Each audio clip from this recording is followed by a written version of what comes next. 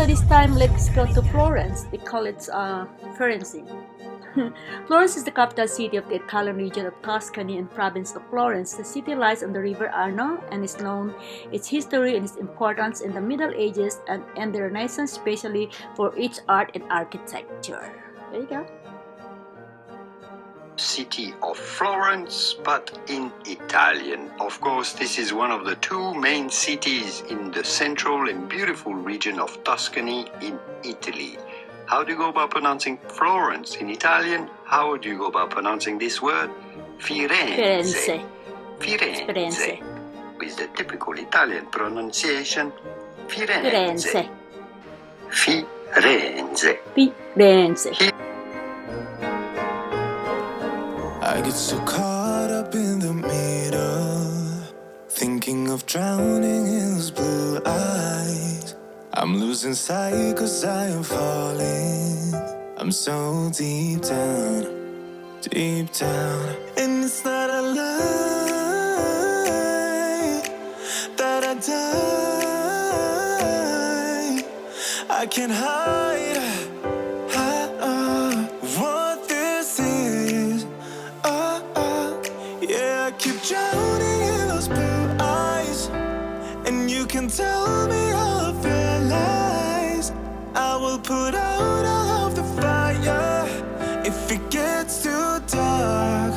I'll be your light. Be your light.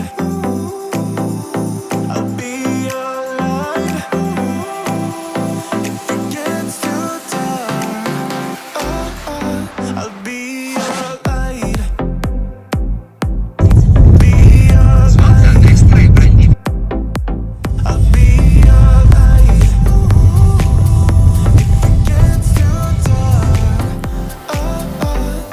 yeah, I can carry all that you've grown to every heart to start love.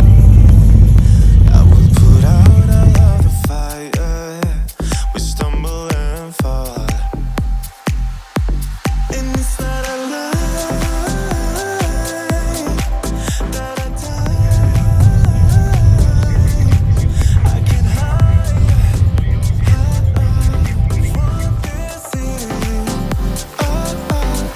Yeah, I keep drowning in those blue eyes, and you can tell me all of your lies. I will put out all of the fire if it gets too dark. I'll be your light. Be your light. I'll be your light. If it gets too dark, I'll be your light.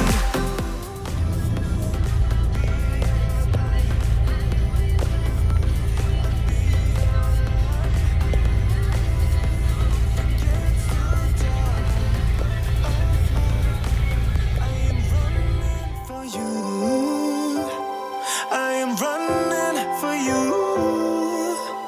I am running for you. If it gets too dark, I'll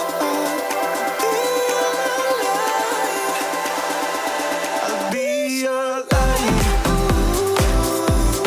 Be your light. I'll be your light. If it gets too dark, There of Firenze. People meet there for a tour, and there's a famous church. We'll see it later. Okay? it gets too dark.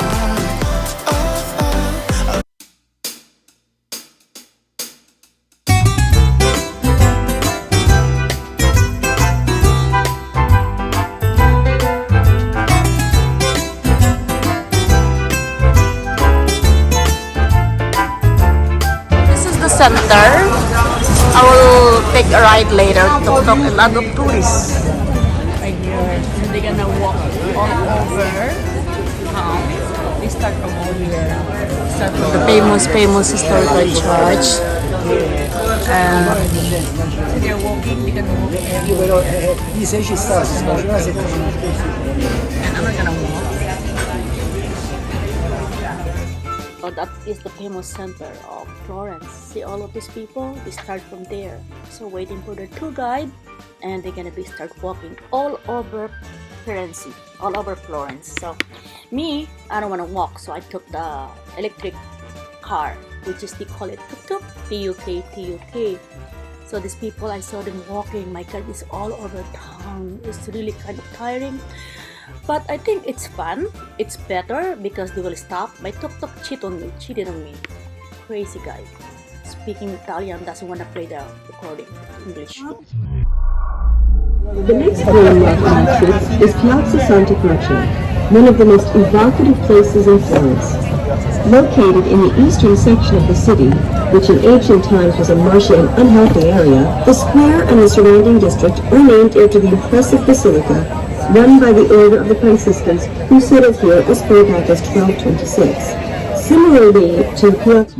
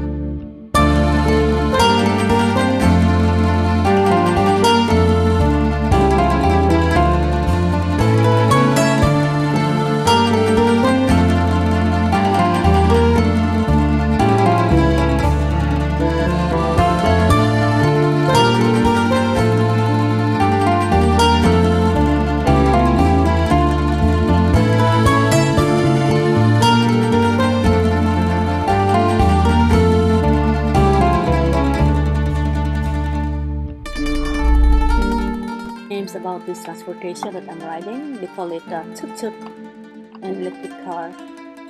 You can see plenty there, right?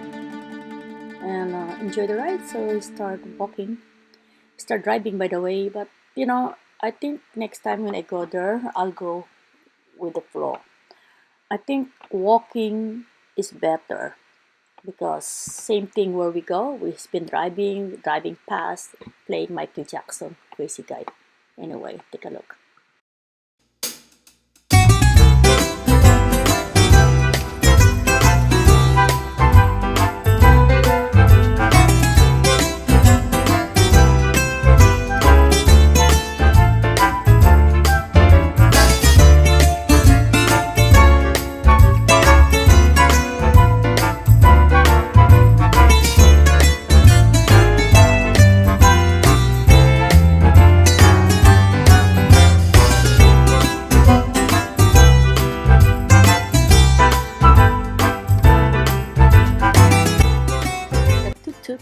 To take me places an hour and a half. I paid 90 euros. So he stopped me right here so I can pay the lady. So it's 90 euros, guys. Alright, so there you go. You can see all of those in the pictures. We actually went to that places and you can see on these videos. was worth it to join this group, a walking tour, because they go every places, the whole thing, they circle the whole Florence, and then they stop and go inside the chapel, the church, and the museum, rather than riding the lazy tuk-tuk. I'm really lazy. It does piss me off, actually. So this is next time I'm gonna do this, because you'll be able to appreciate the places. The tuk-tuk, they're just riding merry-go-round, But I learned, right? So next time I'll go with a walking tour.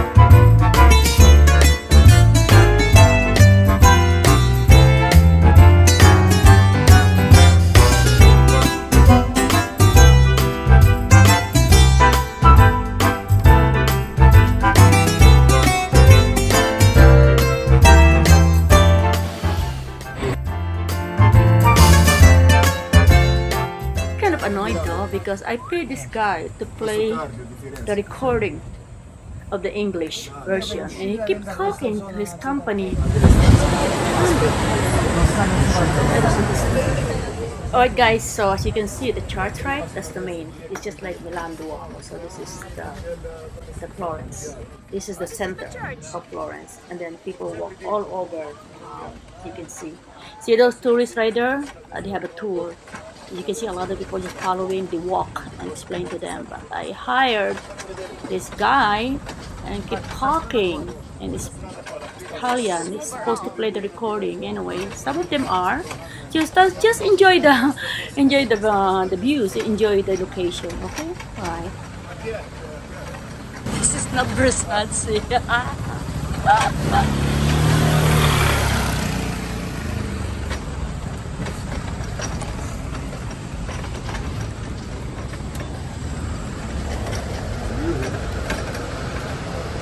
Wow, it's a lady driving. Nice. Yes.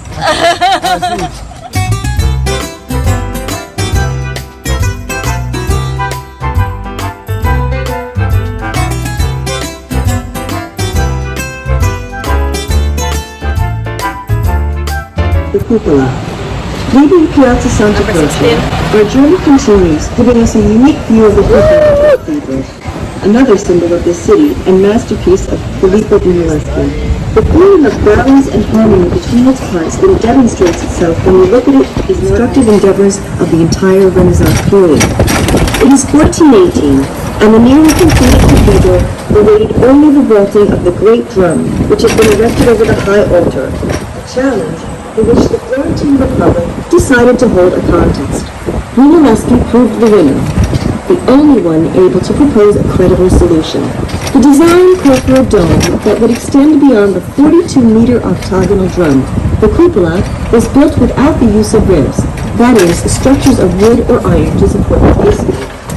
In order to bring it to fruition and overcome the skepticism of his fellow citizens, Brunelleschi devised some outstanding solutions to lighten the imposing structure of merely lifting huge weights at considerable heights played a decisive role in the construction of the dome.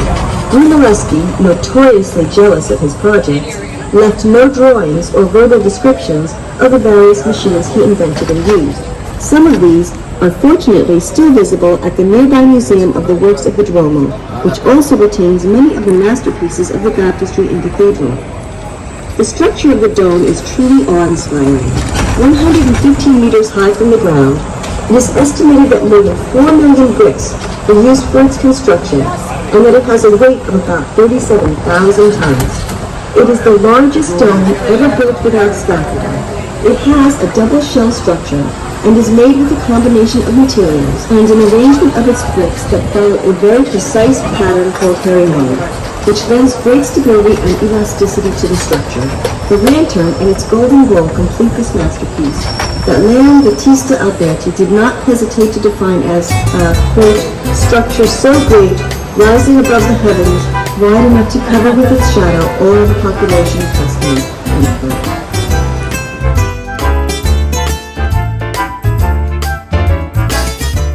Famous Piazza del Duomo.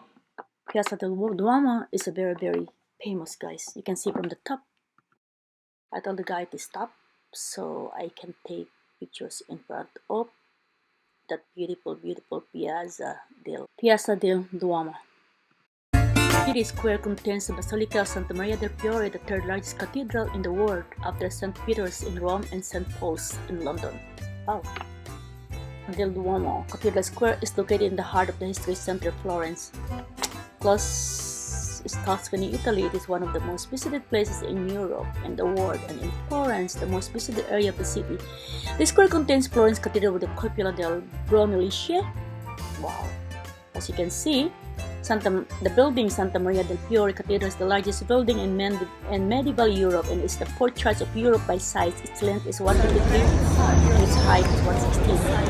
Standing at the center, the Basilica of Santa Maria del Fiore and the Baptistery of St. John. The tower is one of the showpieces of the Florentine Gothic architect, which is designed by Giotto. Its rich sculptural decorations and the polychrome marble incrustation.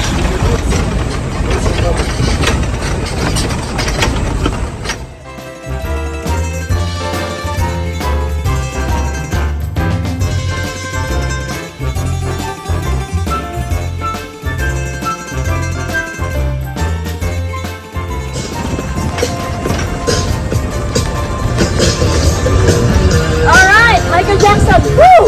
Beat it! Beat it! Beat it!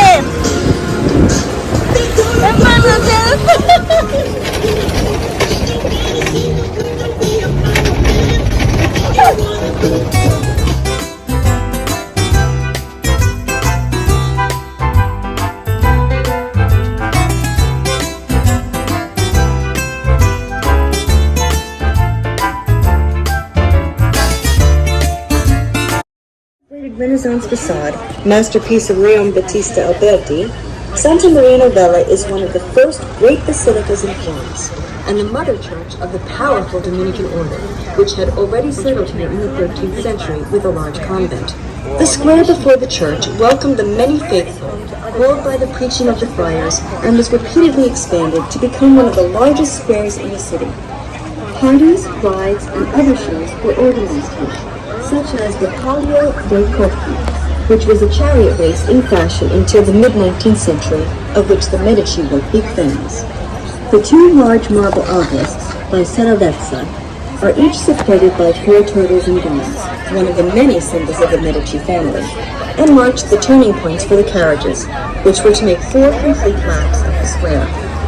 In addition to the basilica, the square is home to other buildings, such as the long porch on the opposite side, the house of the Hospital of St. Paul, and the Pharmacy of the Friars, the old laboratory for the distillation of herbs and medicinal plants used to cure the sick and the pilgrims. The present church, built in the 13th century to replace an earlier, much smaller one, hence the word novella or new in the name, has a Gothic-style interior, but a facade typical of Renaissance art, with a simple and linear design in a regular geometric pattern. Leo Battista Alberti, the great creator of this harmonious architecture, integrated in the framework of the Roman temple the pre-existing section of the Gothic facade from the 14th century and invented 2 connecting side volutes between the upper and lower parts in order to hide the roofs of the side aisles. The name of the generous patron to whom we owe the work, Giovanni Pallavicelle, a rich Florentine merchant, stands out in an inscription below the gable in very large letters. Next to it, in Roman numerals, is the date this masterpiece was completed, 1470. Inside, is one of the most important masterpieces of the early Renaissance, the Great Trinity by Masaccio, and a cycle of frescoes in the main chapel by Domenico Ghirlandaio, a work in which a very young Michelangelo Buonarroti also took part.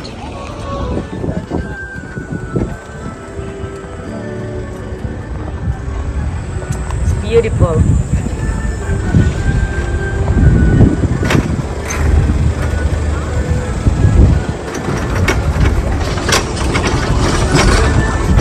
A 50-mile course, it is the longest river in Tuscany and the fourth in Italy. The Arno River originates in North Barcelona and flows into the Tyrrhenian Sea near Pisa, I got the site of the Leaning Tower, which was a busy port in the Middle Ages and a great maritime republic. The first bridge we see to the right, built in 1218, is called Annunciation, or Wagon Bridge, because it was used to transport goods in wagons. The next is Ponte Santa Trinita, or St. Trinity Bridge, one of the most beautiful and most loved by the Florentines. Constructed in 1252, it was destroyed by a flood of the Arno in 1557 and rebuilt to the design of Bartolomeo Ammanati, a student of Michelangelo. Both of the bridges were destroyed during the Second World War. These were reconstructed in the 50th century. Marble statues placed on four sides of the bridge represent four allegories of the seasons. In the distance is the unmistakable symbol of the Ponte Bridge, one of the symbols of Florence. We'll speak more about that later on.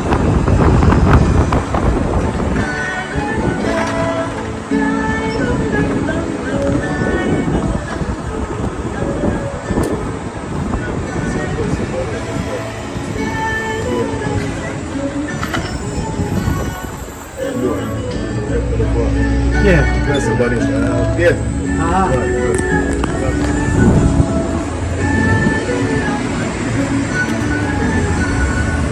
Can we stop? Manca la roba, c'è la parte.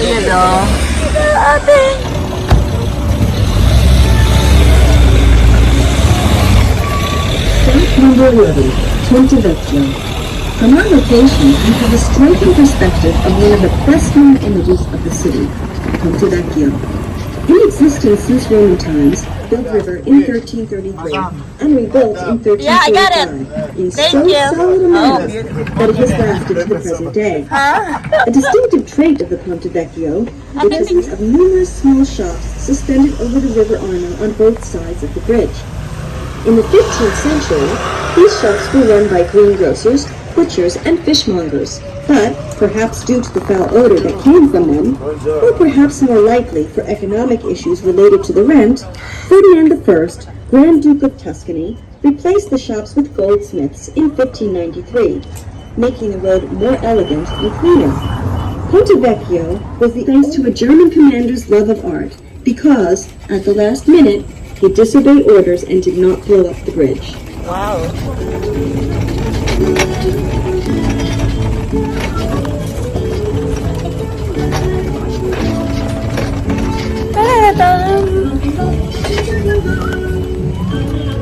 Ha piovuto qua o no? Forte? Disastro. Vai.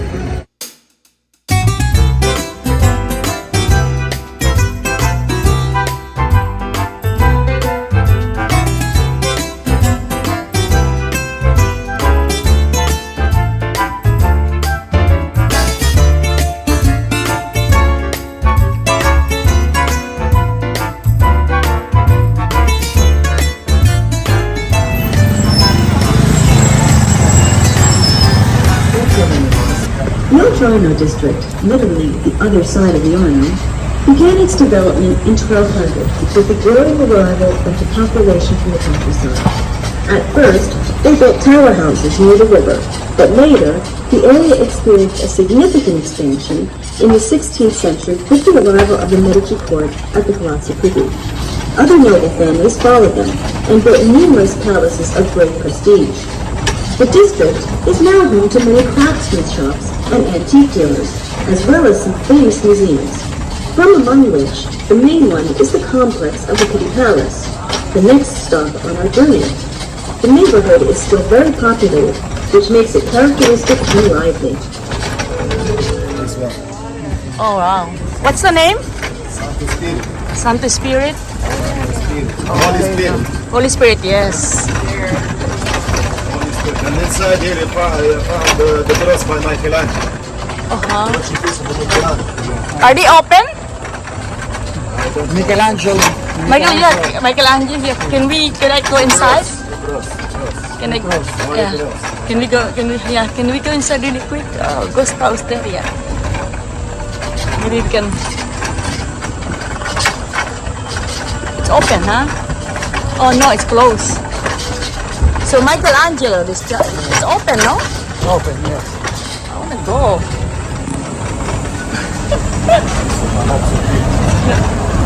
Later. Scendi la strada, un'ora e mezzo verso piazzale, perché piazzali piazzale di Michelangelo, questa sarà Palazzo Pitti, Piazza Pitti, Palazzo Pitti. Piazza Pitti. Before us opens the steep and vast Piazza Pitti, dominated at its summit by the magnificent Palazzo Pitti, built in 1440 at the behest of Luca Pitti. Two were designed by the wealthy merchant to outdo the splendor of the Medici and the Strozzi, two other very rich Florentine families, but Luca Pitti ordered his palace. The building's original appearance was that of a cube of 2 floors, with 7 central windows and 3 large doors, covered by enormous ashlars of rusticated sandstone on the lower level and smoother stone on the one above. The costs of construction were, of course, enormous, and the Pitti family endured. In the mid-16th century, the Pittis found themselves in financial difficulty and were forced to sell the family jewel to Cosimo I de' Medici, who acquired it for his wife, Eleonora of Toledo, who immediately gave the task of expanding the palace to Bartolomeo Ammanati. The work continued into the following centuries and entailed the extension of the facade to its present length of 205 meters, roughly 672 feet, added in the 17th and 18th centuries. The sumptuous palace was the residence of the Medici for about 2 centuries, then of the Lorraines, their successors after the extinction of the family. From 1865 to 1870, during the period in which Florence was the capital of Italy, it became the palace of the reigning Savoy family. Today, the magnificent palace is an important exhibition venue for the city, as it is home to world-renowned museums such as the Palatine Gallery, the Gallery of Modern Art, the Silverware Museum, and the Porcelain Museum, as well as the Carriage Museum. You can also visit the royal apartments and the scenic Boboli Gardens, a typical example of an Italian garden which extends over a vast green area behind the palace.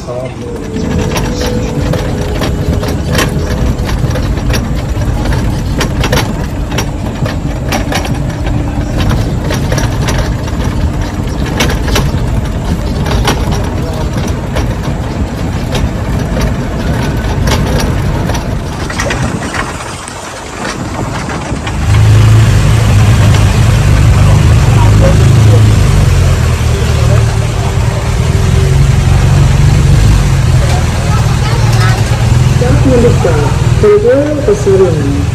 Turning our gaze above the shops, you can see some of the windows belonging to the famous Vasari this one. family, Oh, wow. named after its builder, Giorgio Vasari. Built in 1565, in just 5 months, this mile-long, lofty patio served as a private passage between the buildings of the government in the Palazzo Vecchio Got it. and the Medici Court in the Pitti Palace. It is an extraordinary structure, almost unique of its type in Italy. From the Palazzo Vecchio, it passes through the Uffizi Gallery, visible in a few moments, along the Arno River, above the jeweler shops, and on this side of the city, directly into houses up to the Pitti Palace. The Vasari corridor is now a museum, housing a vast collection of paintings, among which is the world's largest collection of portraits and self-portraits of famous Italian and foreign artists from the 14th century to the present day. Palazzo Vecchio is a tower. That's Uffizi Gallery, this one. Oh. All this one is here, 20 there.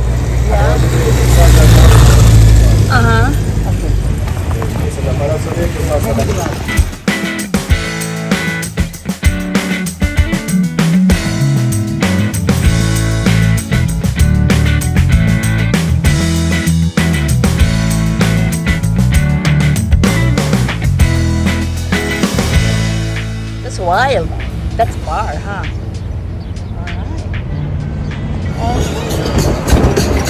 I love your song. Music's nice.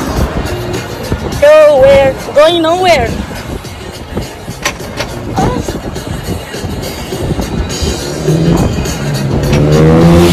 Woo! I'm going nowhere.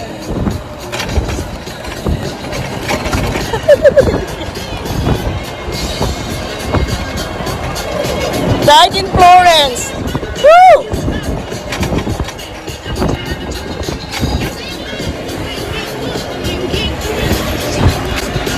Alright, it's okay. All the way to understand.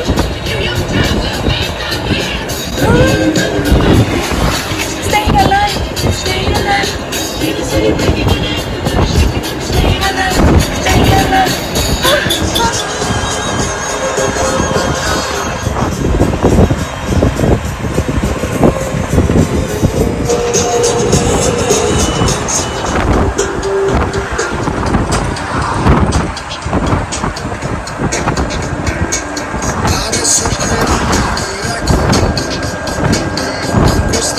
Now it's better, Italian.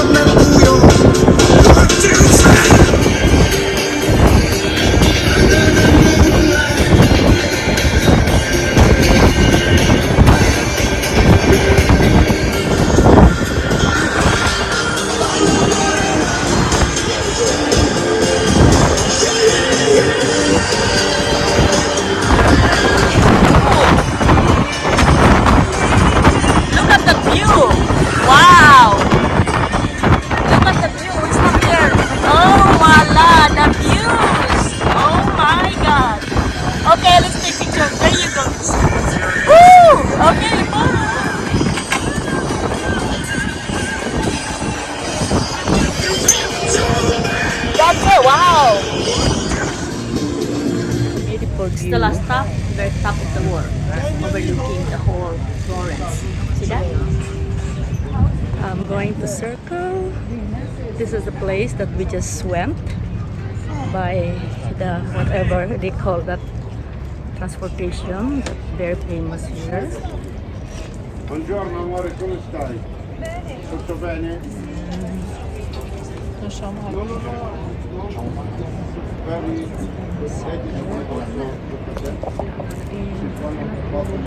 On the top, you can see the whole Florence. Can you see those? The one, during our rides, we just go places.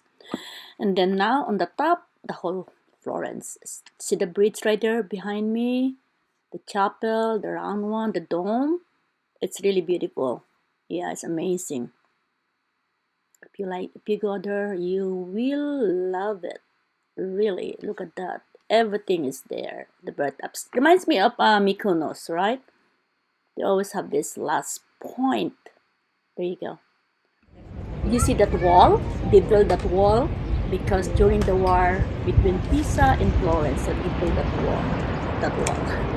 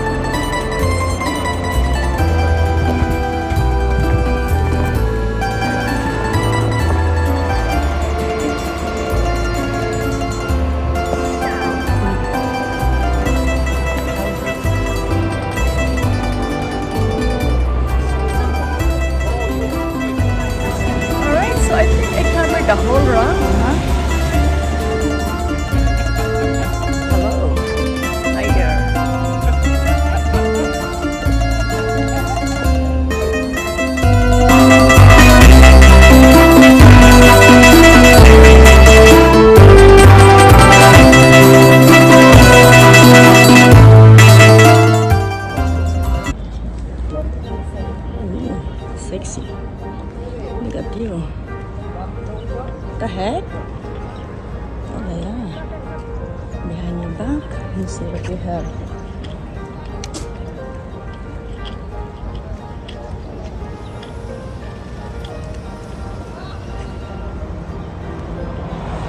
This guy, like, is that all girls? Oh, nice bath.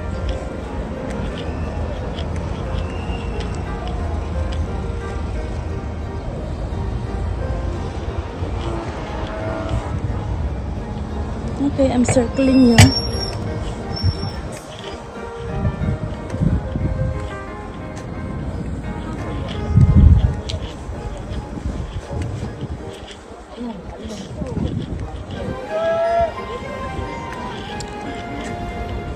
Most famous landmarks in Florence and Florence must-see sites. The best things to see in Florence.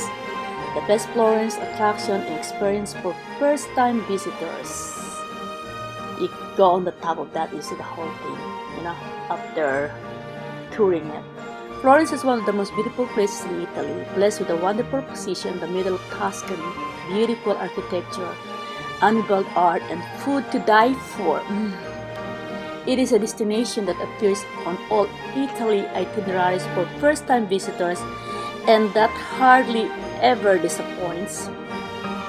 Florence city center as a whole became UNESCO World Heritage Site is in 1982, and this inclusion is significant as it highlights how Florence is more than the sum of its parts. Strolling around Florence city center truly is like strolling in an open-air museum. Oh my god, guys, everything you can tell just seeing outside, with beauty all around you.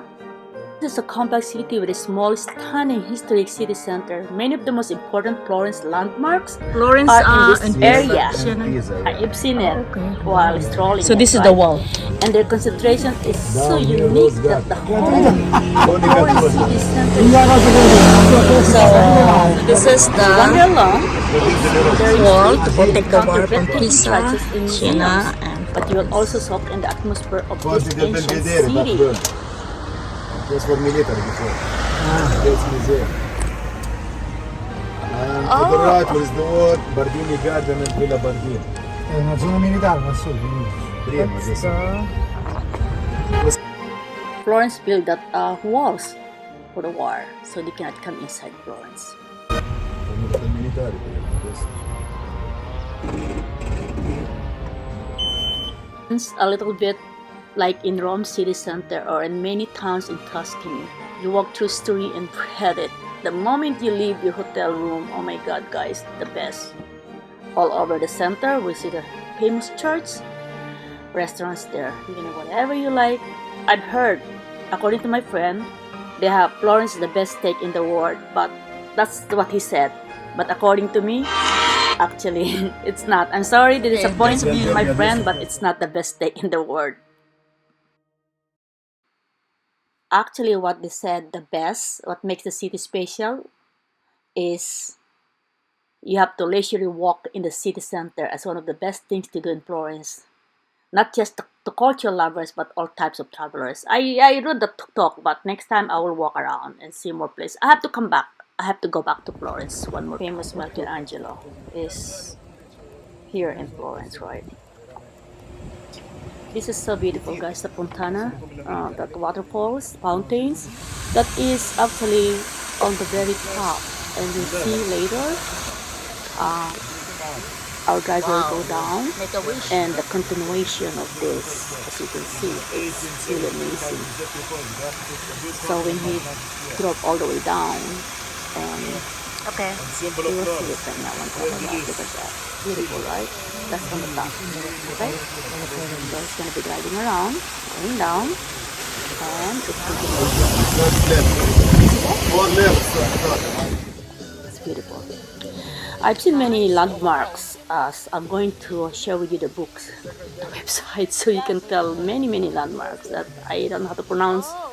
I need to go one more time or 2 times because it's only one time I've been there. My first time, it's amazing. I'd like to go back. The museum is dedicated to the great Tuscan scientist Galileo Galilei and holds one of the most important scientific collections on a national and international level. The collection was started by the Medici family and continued by the Lorraines. Among the most prestigious items of the collection, the most noteworthy are two telescopes used by Galileo during the 17th century.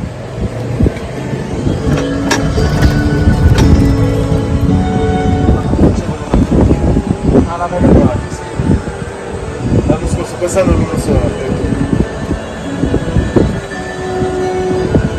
Adesso porta Santo Nazionale di Firenze. Another building of great cultural significance Stop number is the 14. National Library of Florence. Built in the 1930s of sandstone, the library boasts an eclectic style that recalls both medieval and Renaissance architectural elements. Presently, the library contains about 10 million volumes, among which are numbered unique and valuable texts, which line 130 kilometers or 81 miles of shelves. Unfortunately, the disastrous flood of the Arno in 1966 fully hit the building, submerging it up to the first floor.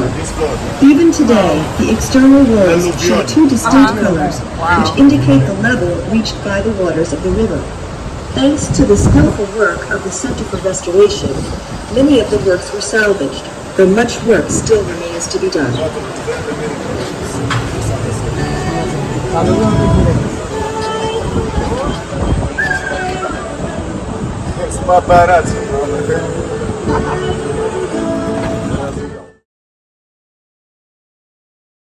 Here, actually, this is the famous Santa Croce Basilica, right? Basilica of Santa Croce. As you can see, there you go. So we're back there. Beautiful, beautiful. That's the place where the people meet to go for stroll. See that? How do you say it? Santa Croce. This is Emily Jennings. Actually, she traveled with me all the time. She's my daughter's doll, and she stopped the rain. So anytime you want the rain to stop, bring Emily with you. That's the famous Basilica of Santa Croce, and that's the main one right there, the center. A lot of restaurants all over. You can see. Oh, this is the church. Sempre dritto, poi sulla sinistra, poi sulla destra di nuovo, attraverso la ponte. Quindi molti santi tedeschi. Faccio vedere. Questa strada qua, questa strada qua, la prima Move around. bellina fino a un fondo, prima il piazza, poi di nuovo sulla destra, poi sulla sinistra, poi sulla destra, sulla destra. Ma chi è? This is not Versace.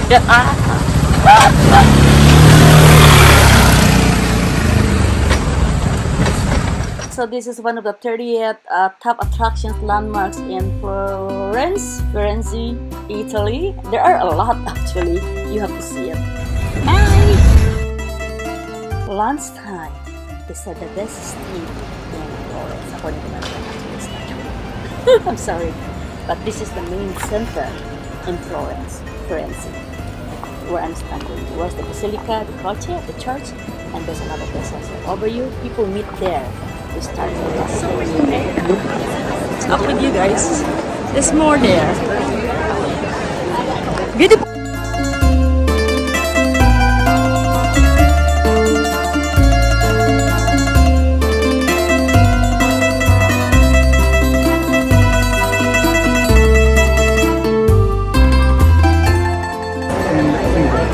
Donna Beta Liberta. Vida.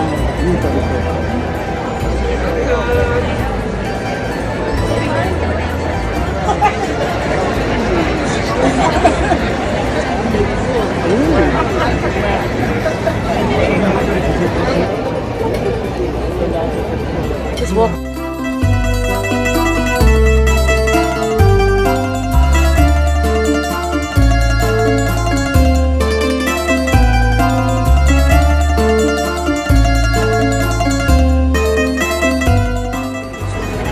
That's the best steak in the world. First time going to try.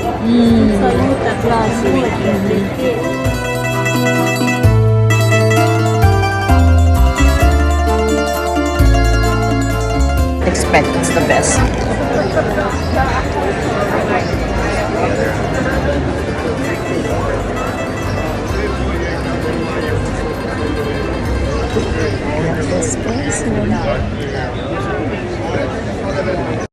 why the reasons I went to Firenze in Florence, because a friend of mine told me they had the best steak in the world. That's not true. I think he only tried one steak in the world. It's not true. We have the best steak in US. Even in Switzerland, I tried the best steak. You know the thing. They think they have a big deal. Look at that, and then look at this one again. And look at that one. And look at. Can you make me billionaire? Yes, please. Space. Florence is very nice. It's a beautiful place in Italy, guys. So I hope you like this video. The next will be Naples. Okay? Talk to you soon. Don't forget to subscribe. Cheers!